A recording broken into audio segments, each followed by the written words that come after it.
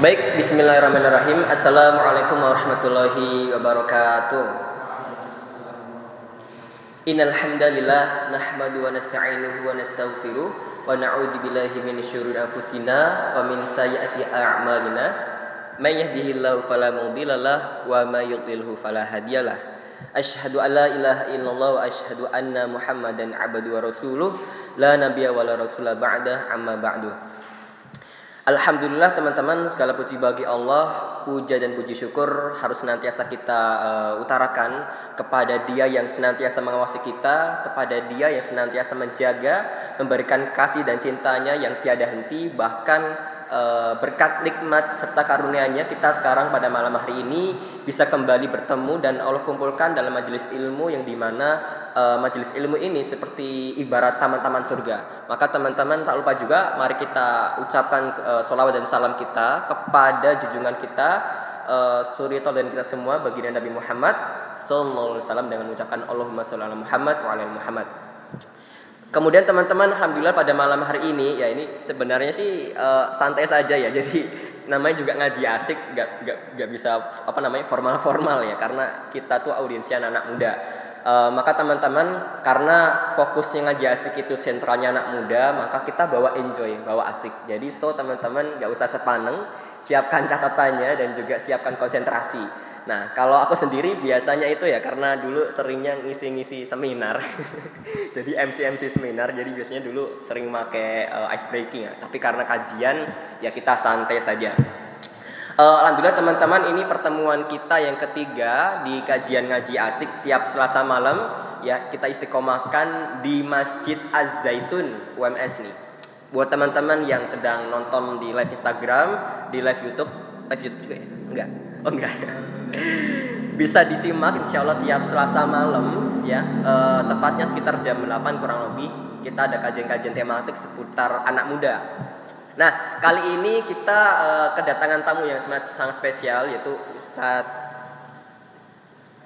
Ustadz Aziz dari founder 1000 Pemuda, Masya Allah, yang jauh-jauh ya, dan juga sampai bisa meluangkan waktunya, rela mengorbankan waktunya untuk bisa mengisi sharing kajian pada malam hari ini dengan tema apa? Temanya apa ini? Oh ya, From Zero to Hero. Ini ketahuan ini, MC-nya nggak persiapan ini. Astagfirullah. Oke, jadi From Zero to Hero. Nah, nanti kira-kira seperti apa sih From Zero to Hero tuh? Kayak ibaratnya kita yang bukan siapa-siapa kemudian menjadi sesuatu yang spesial. Nah, beliau juga sudah hadir. Nah, tapi sebelum nanti beliau ngisi, kita buka acara pada malam hari ini dengan membaca Al-Fatihah bersama-sama. Ala hadiniyah Al-Fatihah. A'udzubillahi minasyaitonirrajim. Bismillahirrahmanirrahim. Alhamdulillahirabbil alamin arrahmanirrahim maliki yaumiddin. Iyyaka na'budu wa iyyaka nasta'in. Ihdinas siratal mustaqim. Siratal ladzina an'amta 'alaihim ghairil maghdubi 'alaihim waladdallin. Amin. Kemudian kedua teman-teman, pakai tilawah enggak? Enggak usah ya. Oke, kemudian kedua mungkin langsung saja nanti kita berikan kesempatan kepada Ustadz Aziz untuk memberikan ilmunya, memberikan sharing motivasinya dan pengalamannya terkait From Zero to Hero. Bagaimana sih kita bisa menjadi orang yang spesial nih? Mungkin kita yang mungkin masih baru hijrah, kita yang mungkin baru kenal Islam atau ya bahkan baru mu'alaf ya. Bagaimana kita bisa mengamalkan nilai Islam ini menjadi kekuatan yang luar biasa, kekuatan yang mampu bisa berperan untuk membangkitkan atau ibaratnya membangun negeri ini dan juga membangun peradaban Islam di masa mendatang. Oke, kepada beliau kita persilakan dengan petikan takbir. Allahu Akbar.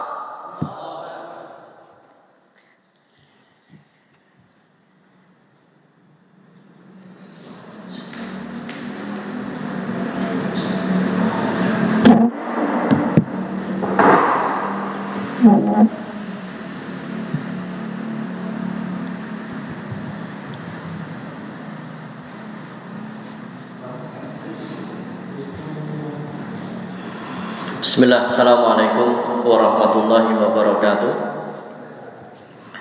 Bismillah, walhamdulillah, wassalatu wassalamu ala nabiyyina wa rasulina wa habibina Muhammadin sallallahu alaihi wasallam wa ala alihi wa sahbihi wa man tabi'ahum bi ihsanin ila yaumiddin. Ya ayyuhalladzina amanu taqullaha haqqa tuqatih wa la tamutunna illa wa antum muslimun. Wa qala ya ayyuhalladzina amanu taqullaha wa qulu qawlan sadida yuslih lakum a'malakum wa yaghfir lakum dhunubakum wa may yuti'illaha wa rasulahu faqad faza fawzan 'azima. Teman-teman ngaji asik yang dirahmati Allah Subhanahu wa taala. Alhamdulillahirabbil alamin. Malam hari ini Allah Subhanahu wa taala memberikan kita kemudahan dan keistiqomahan sehingga mudah kita untuk melangkahkan kaki menuju ke tempat yang terbaik di muka bumi ini, yaitu masjid, tepatnya di Masjid Zaitun, dalam rangka menghadiri majelis yang mulia, majelis yang penuh dengan keberkahan, majelis yang dinaungi oleh para malaikat, yaitu majelis ilmu. Maka patut ini kita syukuri dan semoga senantiasa Allah Subhanahu wa taala memberikan kita kemudahan dan keistiqomahan dalam beramal saleh. Salam dan salawat senantiasa tercurah limpahkan atas Nabiullah Muhammad sallallahu alaihi wasallam beserta kepada keluarga beliau sallallahu alaihi wasallam, para sahabat, tabi'in, tabi'ut tabi'in, dan juga kepada umat beliau sallallahu alaihi wasallam ila yaumil. Yang ketiga, bertakwa kepada Allah dengan sebenar-benarnya takwa dan jangan sekali-kali mati kecuali dalam keadaan Islam. Teman-teman yang dirahmati Allah Subhanahu wa taala, alhamdulillah tentunya ini atas kehendak dan izin Allah Subhanahu wa taala, biiznillah saya Aziz Abu Faiz Mubarak, Ketua Umum dari Seribu Pemuda Islam dan founder dari Aziz Dakwah Center, bisa ketemu dengan teman-teman dan bisa berbagi ilmu pada malam hari ini. Bisa ya kita intinya sharing bareng lah pada malam hari ini. Masya Allah. Saya ucapkan jazakumullah khairan wa barakallahu fikum. Kemudian tema atau materi yang diberikan kepada saya adalah From Zero to Hero. Sebetulnya ada satu buku yang ditulis oleh Ustadz Sholihin Abu Izzuddin yang rumahnya di Sragen, Sragen, asli dari Kebumen, ya. Kemudian saat ini tinggal di Sragen. Beliau menulis buku yang berjudul sama, From Zero to Hero. Jadi intinya dari nothing menjadi something. Pribadi yang biasa menjadi pribadi yang luar biasa. Ya, maka ini yang akan kita bicarakan, yang akan kita bahas pada malam hari ini. Tentunya semoga bermanfaat untuk diri saya pribadi dan kepada antum sekalian dan pendengar YouTube, live streamingnya YouTube. Oh, masya Allah. So, siaran tunda. Masya Allah. Ini live streaming atau rekam? Oh, rekam ya, aman ini. Bisa dipotong ya. Oke. Baik teman-teman yang dirahmati Allah Subhanahu wa taala, untuk mengawali saya akan membacakan, silahkan teman-teman buka, yang punya Quran Android silahkan dibuka Quran Androidnya, yang bawa mushaf silahkan dibuka mushafnya. Ya. Yang pertama adalah surah An-Nahl ayat ke-78. Surah An-Nahl ayat ke-78. Ketemu? Ya. Allah Subhanahu wa taala berfirman, "Wallahu akhrajakum min butuni ummahatikum la ta'lamuna syai'an wa ja'ala lakumus sam'a wal absara wal af'idah la'allakum tashkurun." Ya. Dan Allah mengeluarkan kamu dari perut ibumu. Kita ini kan semua terlahir dari perut ibu kan ya. Masya Allah. Semua ini punya ibu. Lah kita ini terlahir di perut ibu kita, keluar kita terlahir di dunia ini dalam keadaan apa? Dalam keadaan la ta'lamun, dalam keadaan zero, dalam keadaan nol bodol. Kita nggak tahu apa-apa. Tapi kemudian tumbuh berkembang, Allah Subhanahu wa taala berikan apa? As-sam'a wal absar. Allah mulai fungsikan pendengaran kita, kemudian penglihatan kita, ya. Kemudian juga hati kita, la'allakum tashkurun, agar kamu bersyukur.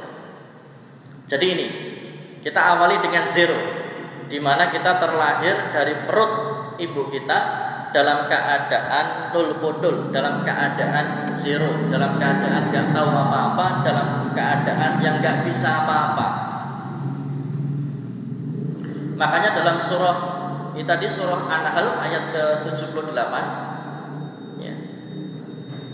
Lah terkait dengan fase perkembangan manusia, Allah Subhanahu wa taala juga sampaikan dalam surah Ar-Rum ayat ke 54, 51 atau 54, coba antum cek. Surah Ar-Rum ayat ke 54. Ini fase perkembangan manusia. Ya. Ya, Allahul ladzi khalaqakum min dha'fin, tsumma ja'ala min ba'di dha'fin quwwah, tsumma ja'ala min ba'di quwwatin dha'fan wa syaiban. Kalau tadi di surah An-Nahl Allah itu keluarkan kita dari perut ibu dalam keadaan tidak tahu apa-apa, enggak bisa apa-apa, dalam keadaan zero. Dalam keadaan, kalau dalam surah Ar-Rum, dalam keadaan yang lemah apapun. Setelah lemah itu, tsumma ja'ala min ba'di dha'fin quwwah. Setelah lemah itu Allah jadikan kuat. Tsumma ja'ala min ba'di quwwatin dha'fan wa syaiba. Setelah kuat itu Allah jadikan lemah kembali serta beruban. Ini fasenya ini. Dari zero kemudian hero. Kuat, kemudian kembali ke zero lagi. Masa tua dan beruban. Ya.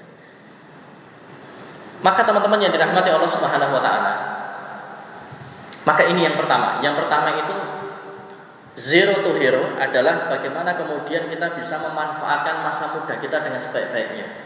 Kenapa? Karena dalam surah Ar-Rum ayat ke-54 Allah Subhanahu wa taala sampaikan bahwa masa muda itu adalah masa kuat. Masa muda itu masa kuat. Kalau kesimpulan dalam surah Ar-Rum ayat ke-54 bahwa pemuda adalah kekuatan di antara dua kelemahan. Kelemahan di masa anak-anak dan kelemahan di masa tua. Masa tua itu lemah. Tapi kalau masa muda itu kuat. Maka Rasulullah sampaikan pesan apa? Iqtanim khamsan qabla khamsin. Ya kan? Manfaatkan 5 perkara sebelum datangnya 5 perkara. Salah satu di antaranya apa?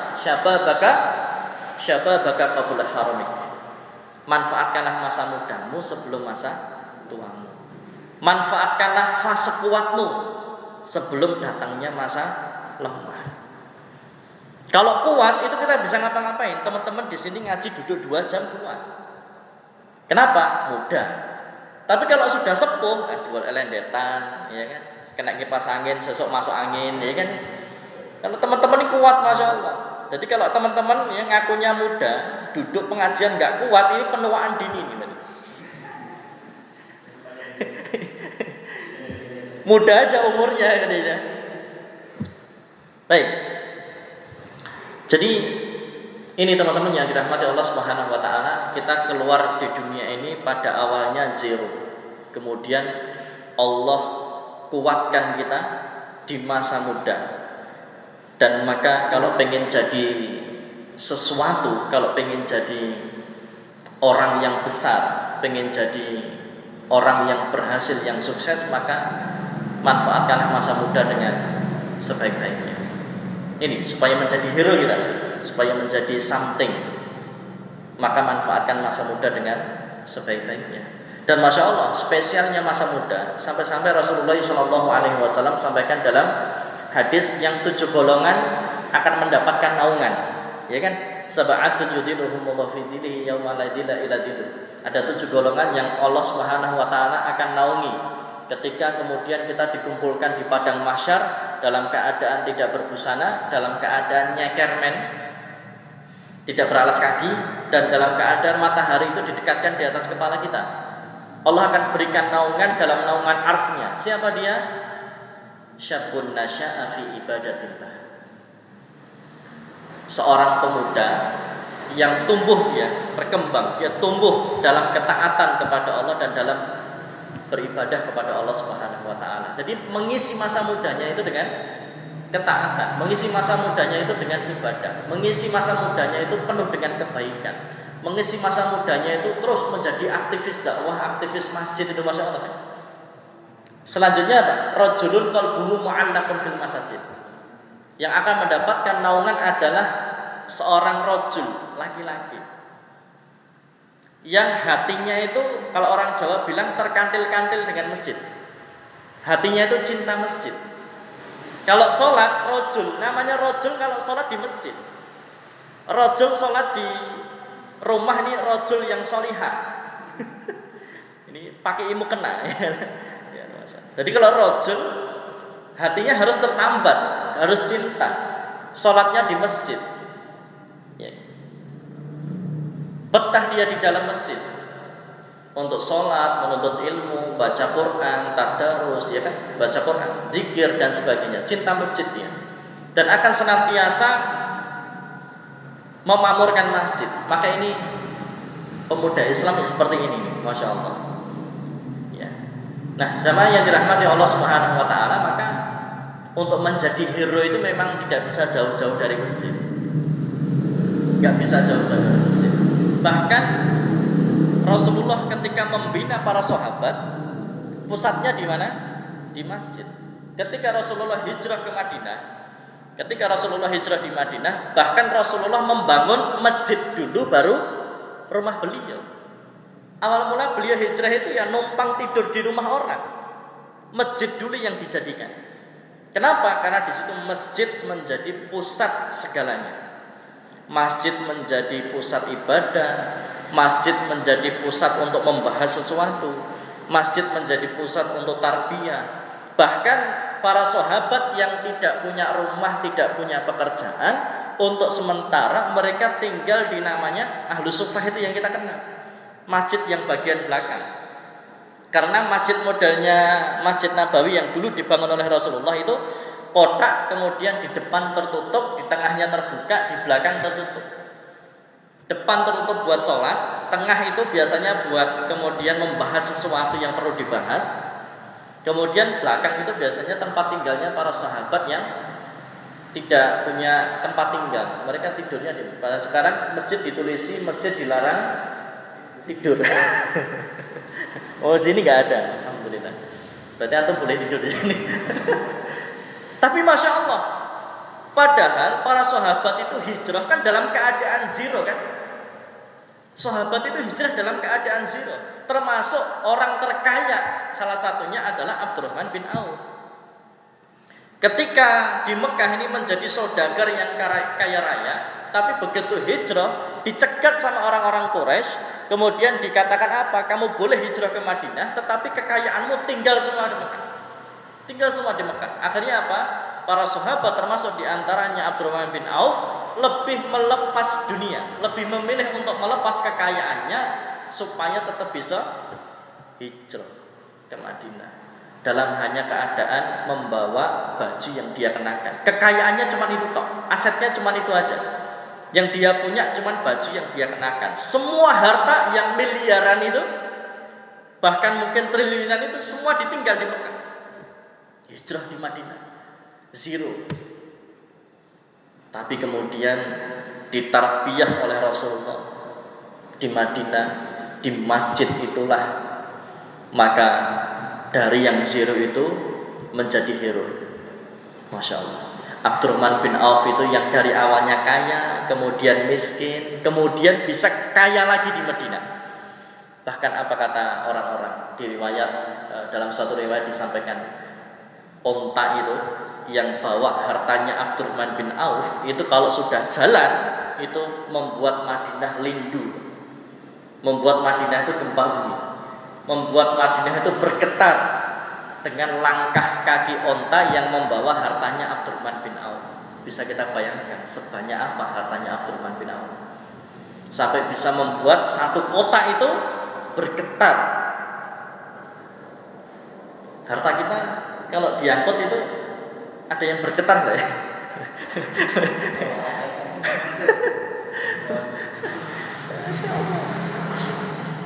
Maka masya Allah, bahkan ada yang mengatakan bahwa masyarakat Madinah itu semuanya sudah pernah merasakan hartanya Abdurrahman bin Auf.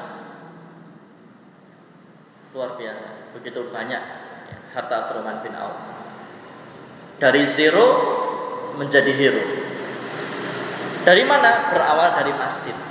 Ya, berawal dari masjid.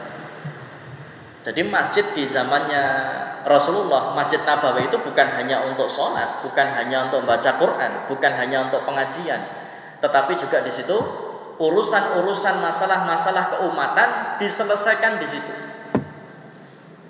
Nih ada sahabat yang nggak punya rumah, nggak punya pekerjaan, tidurnya di masjid yang bagian belakang. Silahkan kalian kalau ke masjid bawa makanan. Gitu. Yuk yang punya rumah, yang punya pekerjaan, yang punya makanan di rumah, yuk ke masjid bawa makanan. Supaya nanti dimakan sama orang-orang yang tidurnya di masjid, tinggalnya di masjid. Abdurrahman bin Auf dari zero kemudian dipersaudarakan dengan Sa'ad bin Rabi. Ditawari oleh Sa'ad bin Rabi, wahai Abdurrahman bin Auf, kita sudah dipersaudarakan dengan Rasulullah, dipersaudarakan oleh Rasulullah sallallahu alaihi wasallam. Saya punya harta sekian banyak, separuh buatmu. Kemudian saya punya 2 istri yang cantik, silahkan kamu pilih dari 2 istri saya yang paling cantik yang mana, saya cerahkan baik-baik, selesai masa iddah silahkan kamu nikah. Enak. Tapi untungnya Abdurrahman bin Auf nolak. Nah kalau kita yang ditawari, yes or no? Oh, yes. Nggak pakai istikharah, yes. Tapi Abdurrahman bin Auf mengatakan apa? Dulani ala suq. Cukup tunjukkan saya pasar. Ya, nggak usah. Saya nggak pengen istrimu, saya nggak pengen hartamu. Cukup tunjukkan saya pasar. Maka kemudian Abdurrahman bin Auf ditunjukkan ke pasar. Di situ dia berdagang dan di situ dia menjadi hero lagi. Maka untuk menjadi hero yang kedua apa? Tadi kan satu masjid, jangan jauh-jauh dari masjid. Yang kedua, menjadi hero adalah dengan mandiri. Dengan apa? Mandiri. Selama antum terima uang dari orang tua, itu nggak bisa mandiri-mandiri. Wes orang tua saya punya fulus banyak, ya toh. Butuh apa minta, butuh apa minta, butuh apa minta. Kalau seperti itu terus yang kita lakukan, nggak mandiri-mandiri. Dan Rasulullah Shallallahu Alaihi Wasallam apa? Rasulullah Shallallahu Alaihi Wasallam, kehidupan beliau Shallallahu Alaihi Wasallam itu kan terdiri dari 3 fase, teman-teman. Fase yang pertama 40 tahun. Ini fase sebelum diangkat jadi Rasul, jadi Nabi. Fase 40 tahun. Kemudian fase yang kedua 13 tahun. Fase yang ketiga 10 tahun. Ini fase kehidupan Rasulullah kan. 40 tahun sebelum jadi Nabi. Kemudian 13 tahun dakwah di Mekah, kemudian 10 tahun dakwah di Madinah, setelah itu beliau wafat. Lah 40 tahun inilah zero to hero. Bagaimana Allah mendidik Nabi Muhammad SAW dengan cara salah satunya apa? Mandiri. Allah menghilangkan sandaran-sandaran Rasulullah itu dihilangkan. Ya, sandaran-sandaran Rasulullah itu dihilangkan. Contohnya apa? 1. Sebelum Rasulullah meninggal, sebelum Rasulullah lahir, masih berada di dalam kandungan, bapaknya meninggal. Dalam surah Ad-Duha ayat ke-6, alam yajidka yatiman fa'awa. Bukankah dia Allah mendapatimu sebagai seorang yatim dan Allah melindungimu? Sebelum lahir bapaknya sudah meninggal, yatim. Terlahir dalam keadaan yatim. Begitu sudah terlahir, nanti di usia berapa? Di usia 6 tahunan, ibunya meninggal. Akhirnya 6 tahun diasuh oleh kakeknya Abdul Muthalib. Di usia 8 tahun Abdul Muthalib meninggal. Kemudian diasuhlah oleh pamannya Abu Thalib. Jadi Masya Allah Subhanahu wa Ta'ala dalam mendidik, mentarbiyah Rasulullah, yang pertama kali diantaranya adalah menghilangkan sandaran-sandaran itu. Supaya apa? Supaya Rasulullah SAW mandiri. Dan ketika tinggal bersama Abu Thalib ini kan terkenal anaknya banyak tapi hartanya dikit. Ya, Abu Thalib itu anaknya banyak, hartanya dikit. Dan istrinya Abu Thalib siapa namanya? Ayo. Istrinya Abu Thalib namanya Fatimah. Iya kan? Fatimah ini sangat cinta banget sama Rasulullah. Jadi kalau makan itu sebetulnya Rasulullah yang paling diutamakan oleh Fatimah daripada anak-anaknya Abu Thalib yang lain. Tetapi karena Rasulullah itu sudah dari kecilnya dihilangkan sandaran-sandarannya tadi, yang sehingga membentuk pribadi karakter yang mandiri. Rasulullah itu kalau sebelum jam makan, Rasulullah itu pergi ke Zam-Zam, minum air Zam-Zam sampai kenyang. Nanti pulang sudah dalam keadaan kenyang. Ketika pulang di rumah, anak-anaknya Abu Thalib sedang makan, Rasulullah nggak mau deket, nggak mau rebutan makanan. Ketika ditanya, nak, kok kamu nggak makan, nggak ikutan makan? Kata Rasulullah, apa? Saya sudah kenyang. Loh, kamu makan apa kenyang? Saya habis minum air Zam-Zam. Saking nggak mau ngerepotinnya Rasulullah kepada Abu Thalib. Begitu kemudian tumbuh, Rasulullah ikut berdagang dengan Abu Thalib. Usia belasan tahun sudah ekspor impor kan? Usia belasan tahun dagang. Kemudian juga Rasulullah mengembala kambing. Di usia yang sangat masih muda beliau itu Rasulullah mengembalakan kambing, kerja menggembala kambing yang gajinya pun juga tidak banyak. Bukan soal gajinya, bukan soal nominal penghasilan yang dia dapat, tetapi apa? Ini dalam rangka pembentukan karakter mandirinya. Gak mau ngerepotin gitu loh. Mandiri. Jangan terus-terusan kita ngerepotin orang tua. Kalau mau jadi hero, jangan terus-terusan ngerepotin orang tua. Jangan terus selalu minta-minta sama orang tua. Kalau pengen jadi hero, maka tanamkan dalam diri apa yang bisa saya beri untuk kedua orang tua saya. Bukan selalu minta dan minta, bukan selalu ngerepotin dan ngerepotin. Memang tanggung jawab mereka. Persoalannya bukan soal tanggung jawab mereka atau bukan. Persoalannya kalau kita pengen jadi hero, kita pengen jadi something, maka mandiri. Ya, Masya Allah kan. Ayo jualan apa? Masker, ya, jualan hand sanitizer, jualan apa lagi? Mas pokoknya didoli kabeh. Ya. Apalah terserah. Mandiri, ayo mandiri. Dan ini cara Allah mendidik Rasulullah. Makanya ketika Rasulullah itu ada orang yang datang kan, ada orang datang minta-minta, Rasulullah nggak langsung kasih. Ini masih muda, datang kok cuma minta. Kata Rasulullah, kamu pergi ke kebun sana, kamu pergi ke hutan, cari kayu bakar, ya kan? Cari kayu bakar, nanti kayu bakarnya dijual. Rasulullah mengajari mandiri. Daripada kamu minta, kadang ada yang ngasih, kadang ada yang nggak ngasih. Masuk masih muda minta-minta. Ya kamu kerja. Nah, kemandirian, Rasulullah mengajarkan kemandirian. Kalau pengen jadi hero, maka tanamkan kemandirian dalam diri kita. Kerja, mumpung masih muda, mumpung burung rabi, kerja. Ya itu. Jadi nanti kalau nanti ditanya oleh calon mertua itu enak jawabnya. Kerjanya, Masya Allah, ada gitu loh ya. Kerjanya ada. Nanti kalau ditanya orang calon mertua, jawabnya, saya belum kerja Pak, saya belum kerja Bu, tapi insya Allah saya cinta.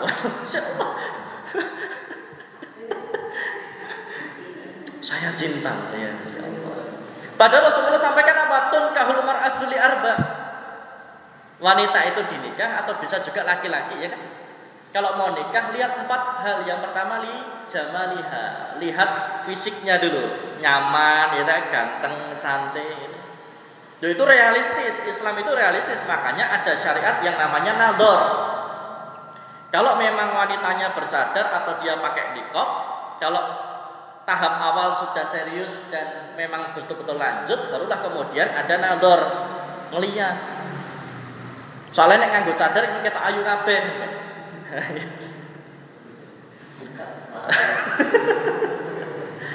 Begitu dibuka kan, ya, kan memang relatif kan ya. Cantik tampan tuh relatif. Kalau bagi kita cantik, bagi orang lain belum tentu cantik. Bagi kita jelek, mungkin menurut orang lain ya juga jelek. Nggak, relatif kan. Li jamaliha. Yang kedua apa? Lima liha, harta. Penting tuh teman-teman. Coba antum punya anak perempuan. Besok antum punya anak perempuan, mau nikahkan anak perempuannya. Ada laki-laki yang datang nggak punya kerjaan. Kira-kira antum ngeculke los enggak? Nggak los ini. Anakku mau dipakani opo, dengan Masya Allah. Ya, kan realistis, soal harta, realistis. Ya. Bukan soal gajimu, kalau gaji nomor sekian, tapi yang jelas kamu itu punya kerjaan dulu gitu loh. Soal gaji itu sekian, yang penting punya pekerjaan dulu. Bukan hanya modal cinta maksudnya. Gitu. Kemudian yang ketiga apa? Linasabiha, nasab, silsilah keturunan, keluarganya. Yang terakhir lidiniha, agamanya.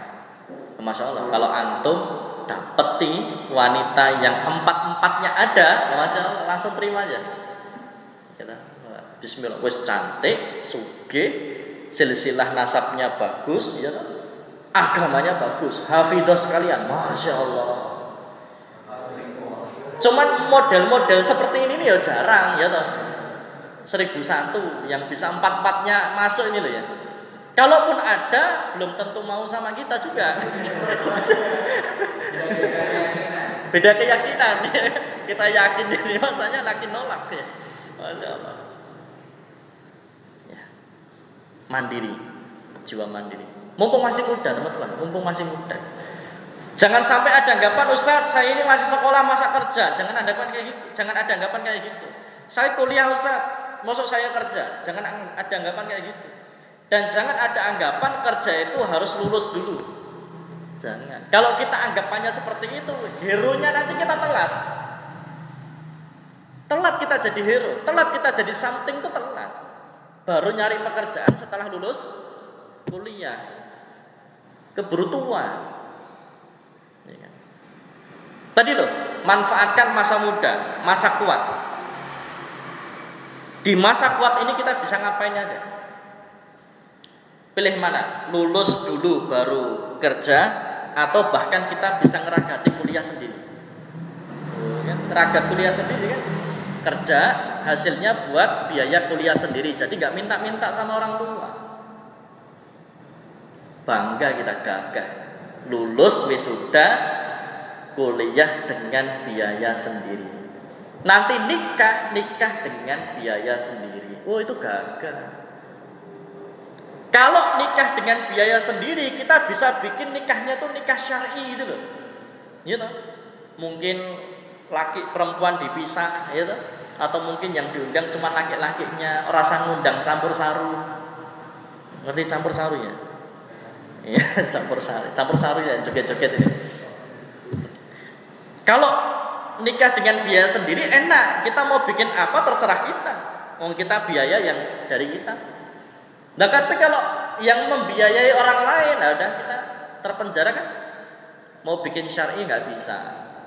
Harus datang ngundang orjen tunggal, ngundang campur saru. Ya Allah, ngajine suwe acara nikahane dangdutan gitu ya. Bangetan gitu ya, Masya Allah. Nah, gimana Ustaz ini? Nah. Makanya mandiri. Ya, makanya mandiri.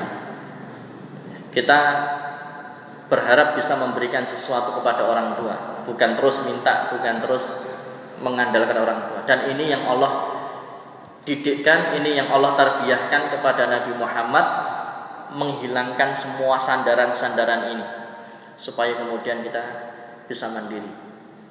Ya, maka dalam hadis disebutkan apa? Dalam hadis disebutkan bahwa harta yang paling baik itu adalah harta yang didapat dari kerja sendiri. Ini harta yang barokah, harta yang didapat. Cuma yang jadi masalah, ingat, walau kita kerja sendiri, kita kerja mandiri, tetapi tetap harus nyari pekerjaan yang halal. Kenapa? Karena terkait dengan harta Allah tanya dua, an malihi min aina iktasabahu wa fima anfaqahu. Terkait dengan harta Allah akan tanya sumbernya dari mana dan dibelanjakan untuk apa.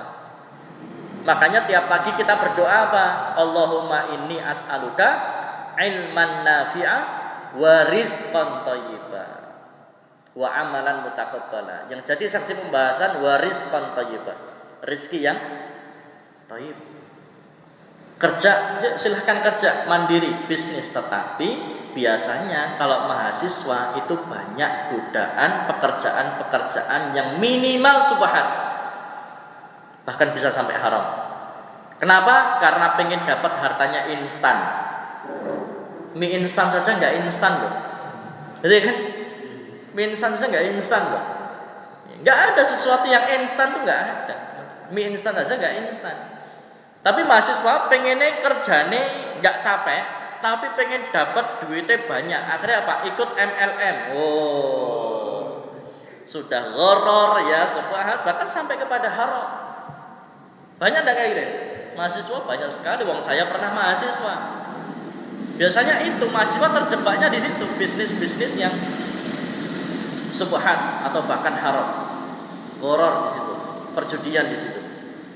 Maka bukan hanya mandiri, bukan hanya asal kerja, bukan hanya asal bisnis, tapi pastikan pekerjaan atau bisnis dari kita kerjakan itu adalah bisnis atau pekerjaan yang halalan. Ini. Jadi satu tadi apa? Pengen jadi hero, jangan jauh-jauh dari masjid, karena Allah Subhanahu wa taala ketika memanggil dalam adzan apa? Hayyalas shalah, hayyal falah. Ayo sholat, maka Allah akan berikan kesuksesan, Allah akan berikan keberhasilan. Maka sebetulnya kalau kita belum jadi hero, kalau kita belum sukses, kalau kita belum berhasil, itu bisa jadi bukan karena kita kurang hebat, bukan, tapi karena mungkin kitanya saja yang kurang dekat sama Allah. Allah sampai wasta'inu bis-sabri was-shalah. Minta tolonglah sama Allah. Raih pertolongan Allah dengan apa? Sabar dan dengan salat. Innas salata tanha 'anil fahsya'i wal munkar. Dan salat itu ternyata juga bisa mencegah kita dari perbuatan keji dan munkar. Makanya kalau pengen sukses, kalau pengen berhasil, kalau pengen jadi hero, jangan jauh-jauh dari masjid dan juga jangan melalaikan sholat. Ya, jangan melalaikan sholat. Kemudian yang kedua, apa tadi? Hah? Iya, membangun kemandirian. Ini ya, teman-temannya. Siap? Ini supaya jadi hero seperti ini. Kemudian yang selanjutnya, teman-teman yang dirahmati Allah Subhanahu wa taala, untuk menjadi hero apa? Untuk menjadi hero adalah sampai jam berapa? Sudah selesai? Oh ya benar, Masya Allah. Ini kebiasaan jomblo itu nggak ada kepastian gitu ya. Sampai jam berapa ya tepatnya? Oh ya, bentar lagi sampai jam berapa? Oke. Yang selanjutnya untuk menjadi hero apa? Meninggalkan yang dilarang oleh Allah Subhanahu wa taala. Antum kita semua tidak akan bisa menjadi orang hebat, tidak akan bisa menjadi orang yang sukses, berhasil, hero selama kita masih membangkang Allah Subhanahu wa taala. Maka supaya kita jadi orang yang berhasil, sukses, barokah, kemudian jadi hero adalah meninggalkan yang dilarang oleh Allah Subhanahu wa taala. Rasulullah sallallahu alaihi wasallam bersabda, "Wal muhajiru man hajara ma nahallahu anhu." Orang-orang yang berhijrah. Nah, ini orang-orang yang berhijrah adalah mereka yang meninggalkan apa yang dilarang oleh Allah Subhanahu wa taala.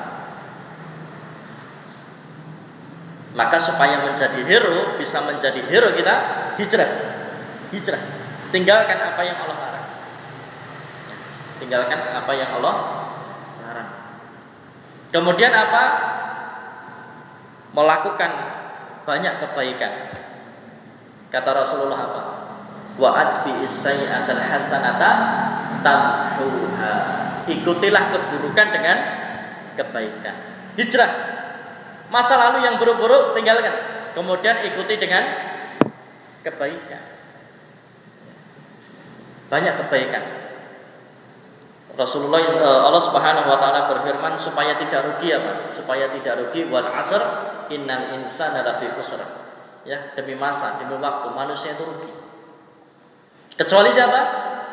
Illal ladzina amanu wa 'amilus shalihat. Dia orang beriman dan kemudian dia banyak melakukan amal soleh. Maka Rasulullah sampaikan khairun nas man tala umruhu wa hasuna amaluhu. Orang yang terbaik, dia akan menjadi orang yang terbaik, akan menjadi orang yang berhasil, akan menjadi orang yang sukses manakala dia mengisi, memperbanyak amal solehnya, ya. Mengisi waktunya untuk beramal soleh. Dan ternyata salah satu tanda kebaikan Islam seseorang itu inna min husnil islamil mar'i tarkuhu ma la ya'ni. Tanda baiknya Islam seseorang itu manakala dia mampu meninggalkan hal-hal yang enggak ada manfaatnya walaupun hukumnya mubah. Hukumnya mubah nih, boleh nih. Tapi kalau enggak ada manfaatnya, anfaidah tinggalin. Ya. Tinggalkan. Dan juga Rasulullah sampaikan apa? Al-mar'u 'ala dini khalili. Kita ini tergantung teman. Maka cari circle yang cari circle yang positif. Antum pengen jadi pengusaha, neng kumpulnya karo pengangguran, kapan jadi pengusaha nih? Gitu. Kalau pengen jadi pengusaha, circle-nya juga harus pengusaha. Kalau pengen jadi soleh, circle-nya harus soleh. Kalau pengen jadi penulis, circle-nya harus penulis. Pengen jadi pengusaha, kumpulnya sama pengangguran, repot. Pengen cepet nikah, kumpulnya sama jomblo, repot. Sama-sama curhat kejombloannya kan. Ya. Anda. Baik. Teman-teman yang dirahmati Allah Subhanahu wa taala, maka tadi tinggalkan apa yang Allah larang, tinggalkan sesuatu yang anfaidah enggak ada manfaatnya, fokuskan pada sesuatu yang bermanfaat. Ihris ala ma yanfa'u. Ihris ala yang manfaat. Kejar sesuatu yang bermanfaat untuk dunia dan akhirat kita. Kalau pengen jadi zero, ya, circle-nya diperbaiki.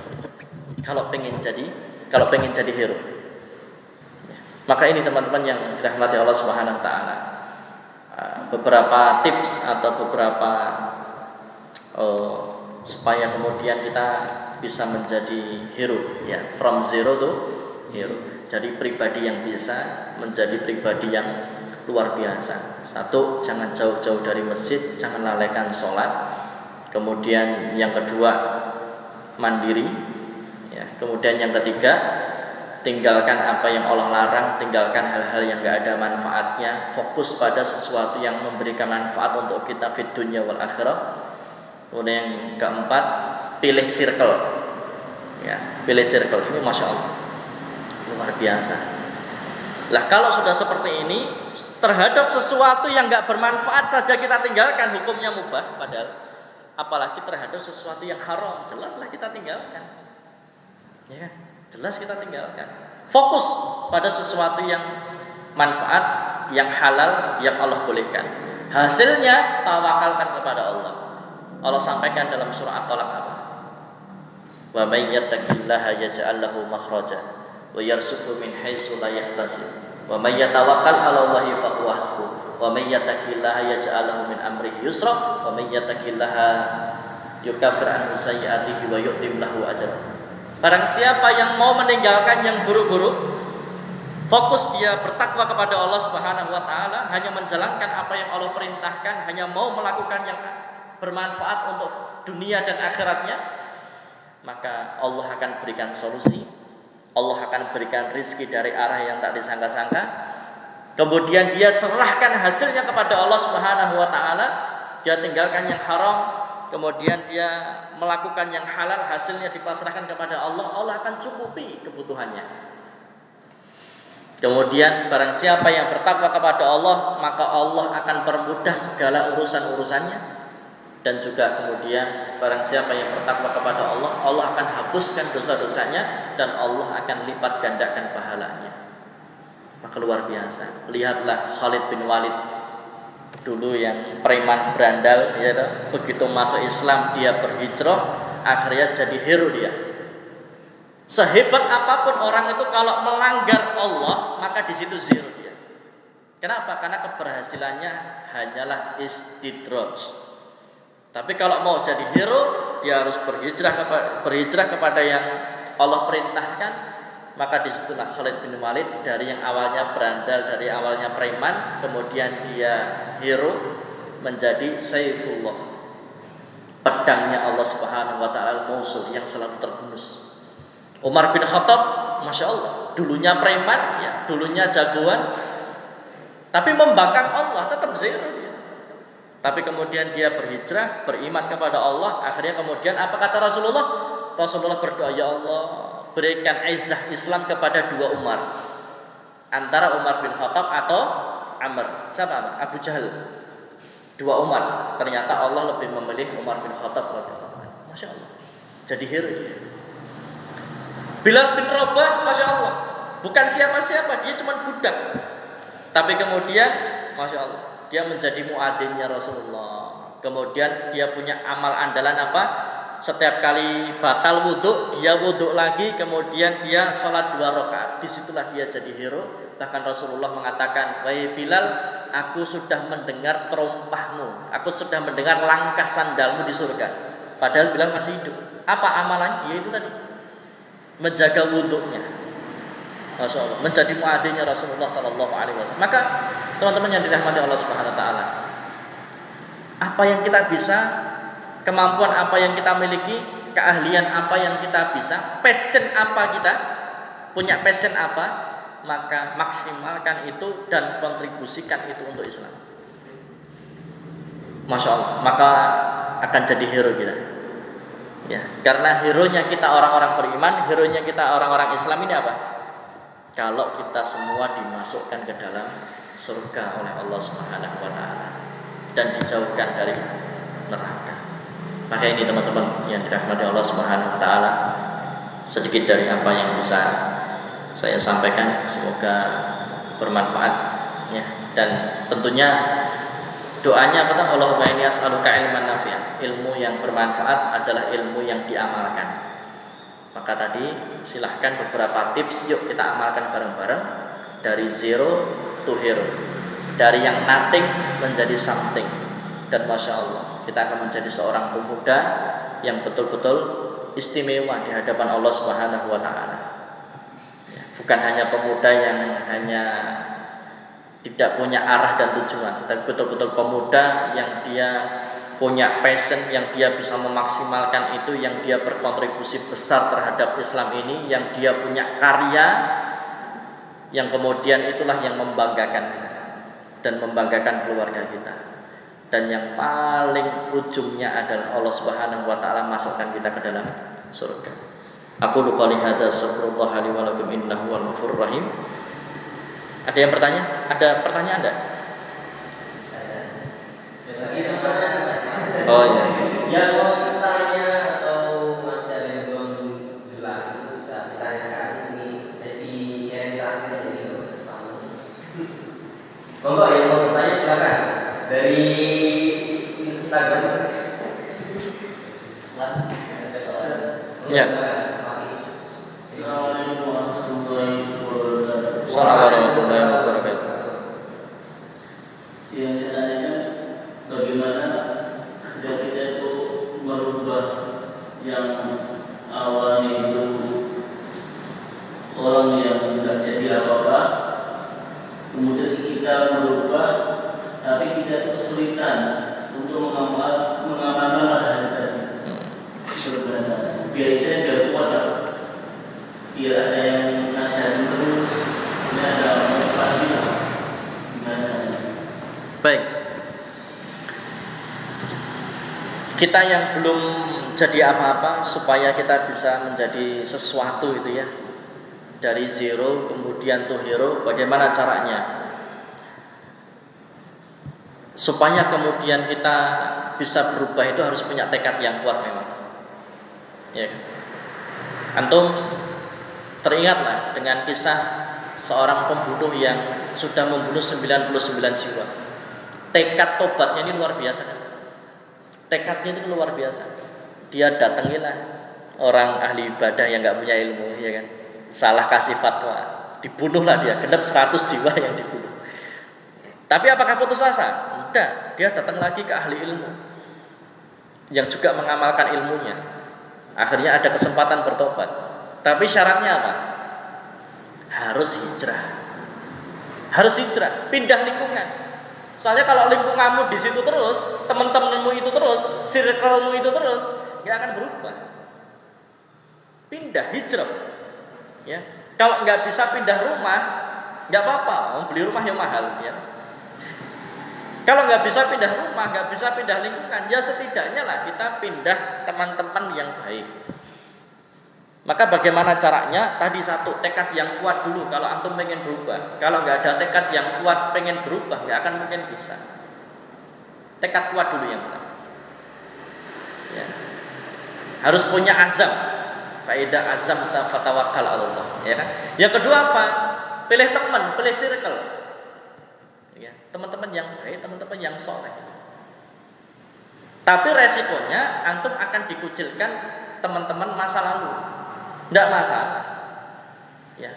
Setiap pertemuan pasti ada perpisahan. Dan buat apa kita nurutin orang-orang yang nggak baik tadi? Sedangkan apa yang kita lakukan, kalau nanti kita masuk neraka pun dia juga tidak akan bisa membantu kan? Dia akan bisa membantu kita. Jadi nasib kita besok di surga atau di neraka itu ya tergantung diri kita ini. Yang bisa nolong ya diri kita ini loh. Maka jangan korbankan hidup kita hanya untuk meladeni orang-orang yang tidak baik, hanya untuk meladeni hawa nafsu, hanya untuk meladeni dunia. Kalau memang sudah punya tekad pengen menjadi hero tadi, maka segera hijrah. Segera hijrah, cari teman yang baik, cari circle. Ya kan? Kumpul sama teman-teman yang satu passion dengan kita. Udah Masya Allah. Pengen dakwah ya kumpul sama teman-teman aktivis dakwah. Ya kan, luar biasa. Maka yang seperti itulah insya Allah yang akan akan membuat kita bisa menjadi hero. Tapi kalau kita sudah punya tekad neng kumpulannya kalau orang-orang seperti itu, orang-orang yang negatif, orang-orang yang nggak baik, ya nggak bisa kita jadi hero. Ya. Makanya tadi loh, kalau pengen jadi pembisnis, kumpulannya kok pengangguran, nggak bisa jadi pembisnis, nggak mungkin bisa jadi pengusaha. Bisanya jadi pembisnis atau pengusaha kalau circle-nya sama. Ya, cari komunitas-komunitas bisnis, komunitas pengusaha, teman-teman yang punya usaha, kumpul mereka, cari ilmu dari mereka, berguru kepada mereka, terus sampai kita jadi pembisnis atau pengusaha yang sukses. Kalau kumpulnya sama pengangguran ya bodoh wae neng kos ya luwe godok mie ya kan. Seperti itu saja, seperti itu. Ya tidur, makan, tidur, makan, tidur, makan, tidur ya itu. Gitu ya. Ada lain?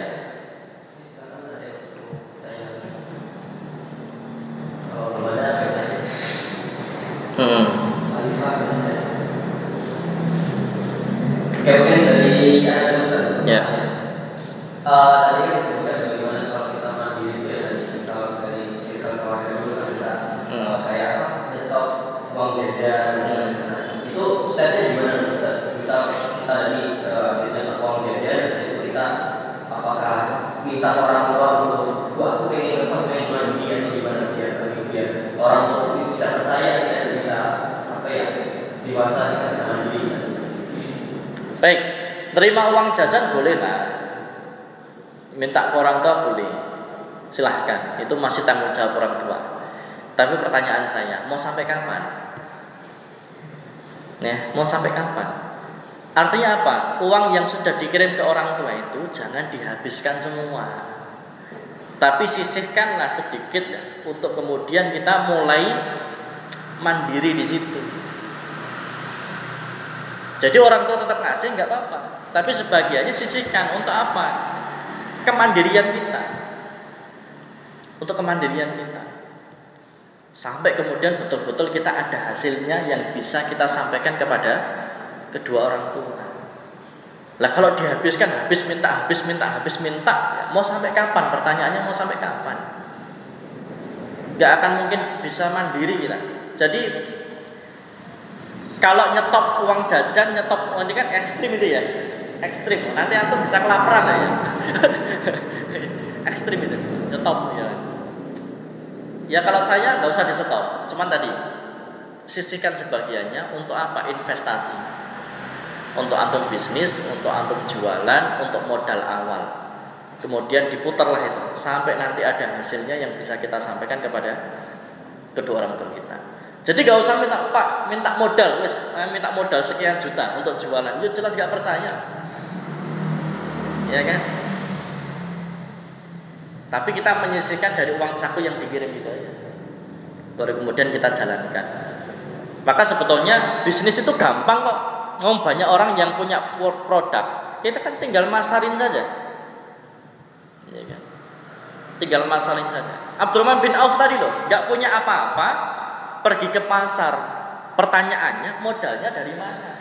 Padahal uangnya Sa'ad bin Rabi' nggak diterima sama Abdurrahman bin Auf. Abdurrahman bin Auf cuma punya baju.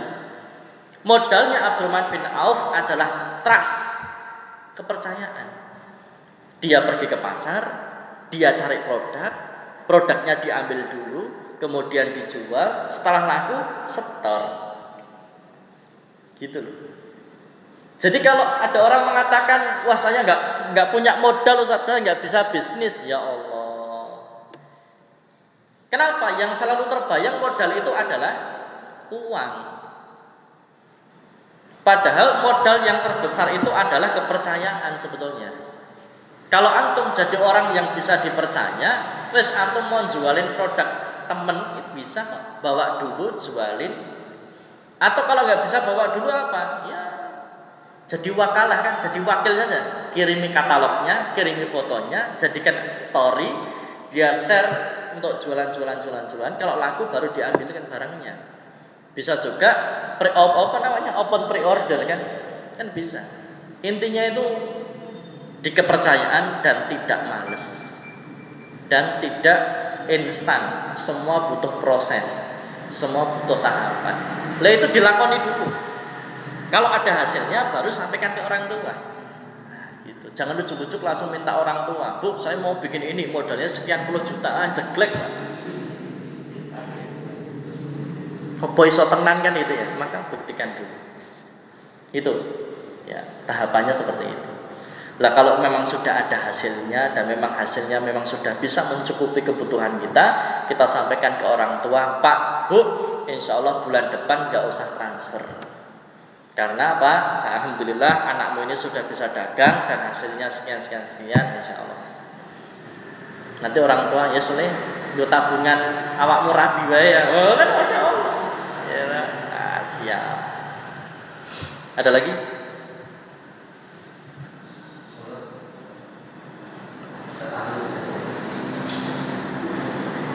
Ustaz Agus, kalau tanya jangan susah-susah. Insyaallah. Fadal.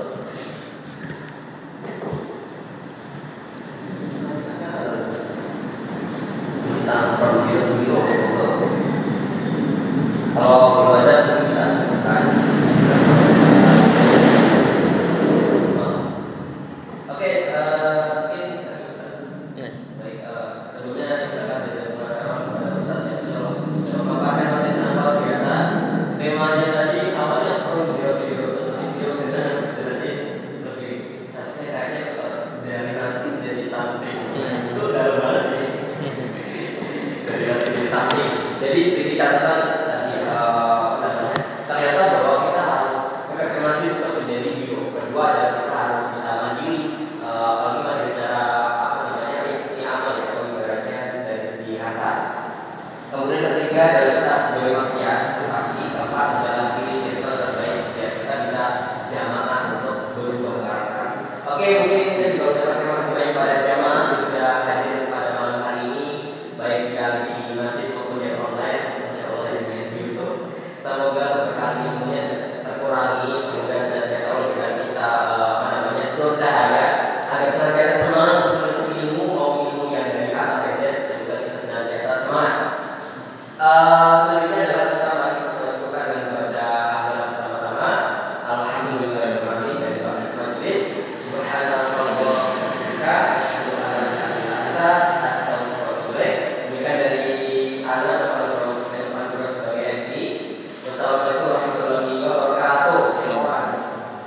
Takbir. Allahu Akbar.